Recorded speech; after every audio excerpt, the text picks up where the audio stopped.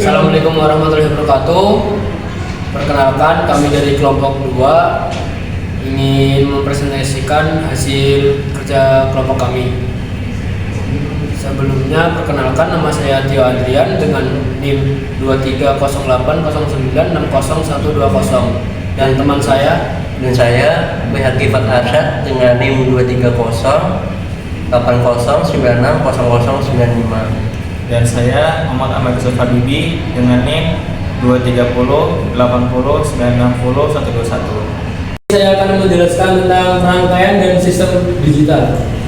Jadi rangkaian dan sistem digital adalah fondasi penting dalam teknologi modern.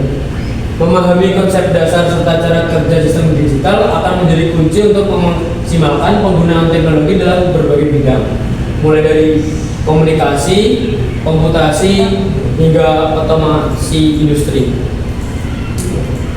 Rangkaian digital dipecah menjadi 3. Yang pertama komposisi, yang kedua prinsip kerja, dan yang ketiga aplikasi. Komposisi sendiri adalah rangkaian digital tersusun atas komponen-komponen elektronik seperti gerbang logika, flip-flop, dan register. Komponen-komponen ini akan bekerja secara terintegrasi untuk memproses informasi dalam bentuk sinyal digital. Selanjutnya adalah prinsip kerja.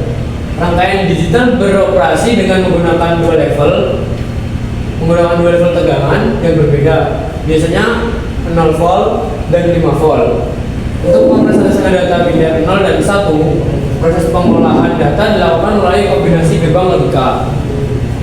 Selanjutnya adalah aplikasi. Rangkaian digital digunakan secara luas dalam perangkat elektronik modern seperti komputer, ponsel, televisi, dan sistem kendali industri.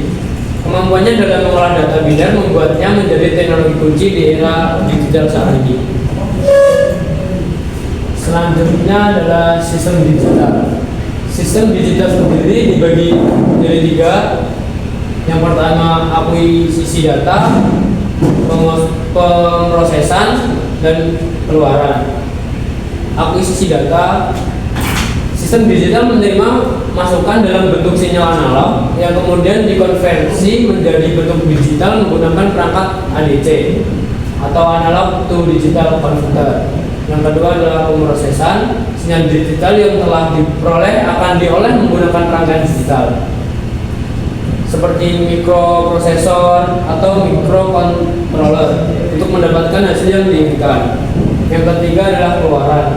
Hasil pemrosesan data digital kemudian dapat ditampilkan atau digunakan untuk mengendalikan perangkat lain melalui perangkat PAC atau antarmuka digital lainnya.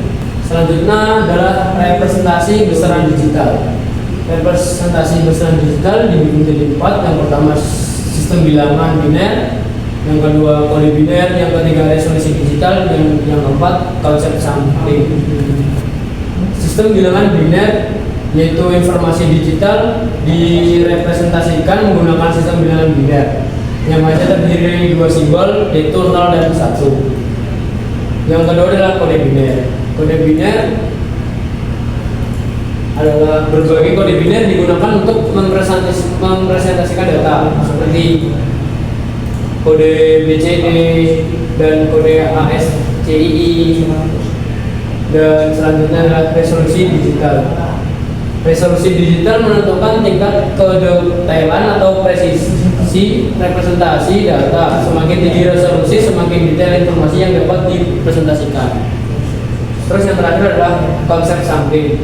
Dalam sistem digital, sinyal analog diubah menjadi sinyal digital melalui proses sampling yang mengambil sampel data pada selang waktu tertentu. Untuk materi selanjutnya akan dijelaskan oleh teman saya.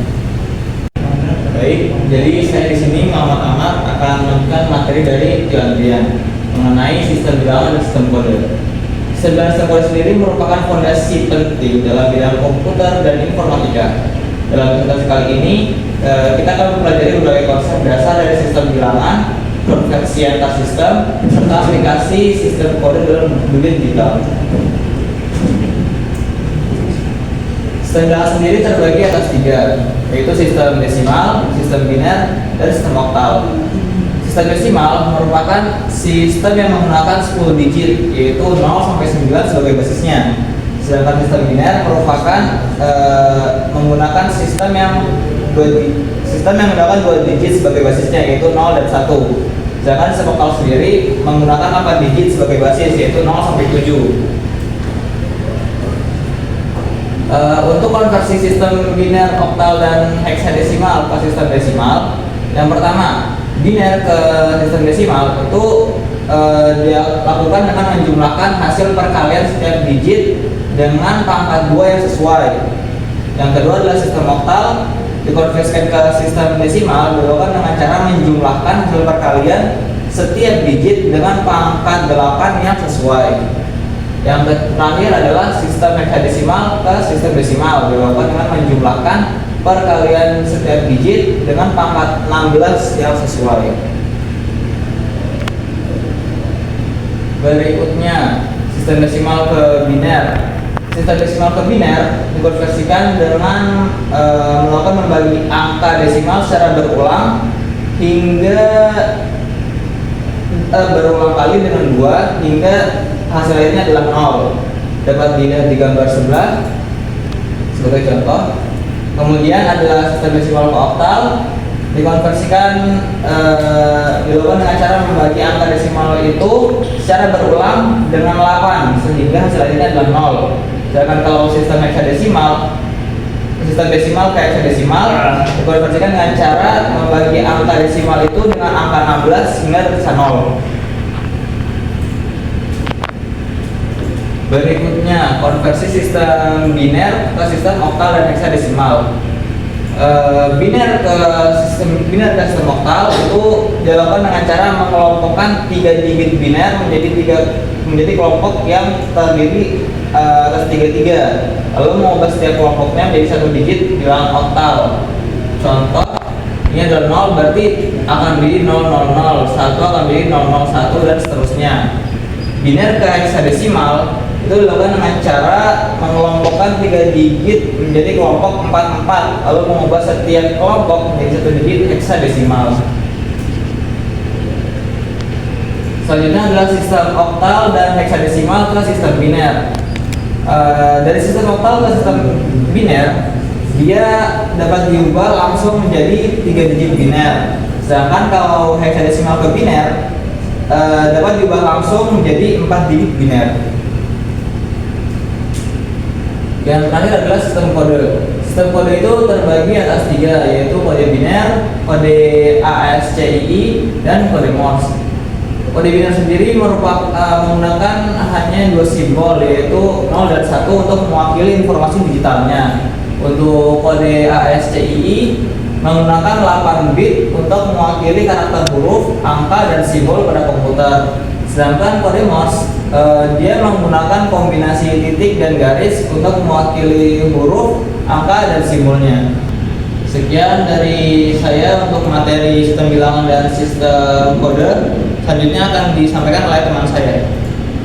Saya di sini ingin menjelaskan materi tentang gerbang logika dasar dan aljabar boolean, yaitu pengantar untuk mempelajari konsep dasar gerbang logika dan aljabar boolean yang merupakan fondasi penting dalam ilmu komputer dan elektronika digital.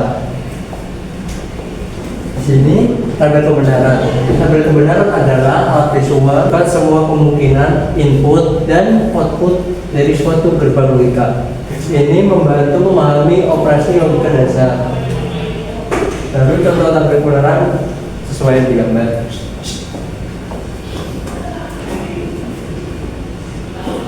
Lalu gerbang logika dasar dibagi menjadi 3. Yang pertama, AND, OR, dan NOT. N mengembalikan 1 jika semua input bernilai 1, dan 0 jika ada input bernilai 0. OR mengembalikan 1 jika minimal 1 input bernilai 1, dan 0 jika semua input bernilai 0. Dan 0 membalik nilai input jika input 1 maka output 0, dan jika input 0 maka output 1. Lalu di sini saya akan mendeskripsikan rangkaian logika.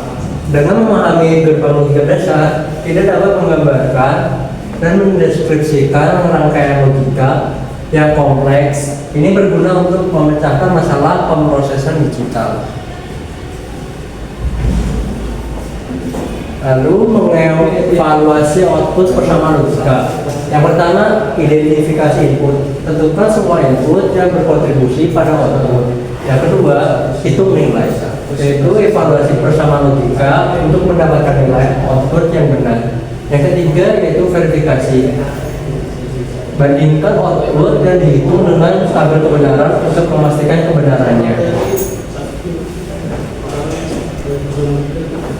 Dan di sini mengimplementasikan rangkaian logika.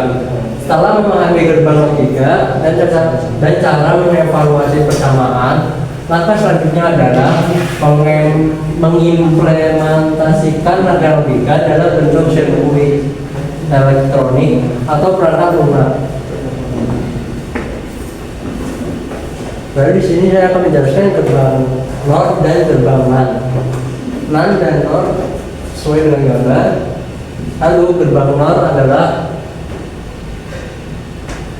kebalikan dari OR, mengembalikan satu jika semua input bernilai 0 dan 0 jika ada input bernilai 1. Lalu gerbang LAN, kebalikan dari AND dari AND, mengembalikan 0 jika semua input bernilai 1 dan 1 jika ada input bernilai 0.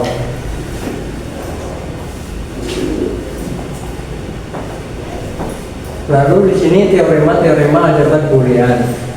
Yang pertama, distributif. Itu dengan rumus A dalam kurung B plus C kurung sama dengan AB plus AC. Lalu yang kedua, asosiatif, yaitu dengan rumus dalam kurung A plus B kurung plus C sama dengan A plus dalam kurung B plus C kurung. Lalu identitas, A plus 0 sama dengan A, A kali 1 sama dengan A. Lalu sesuai dengan gambar sebagai contoh.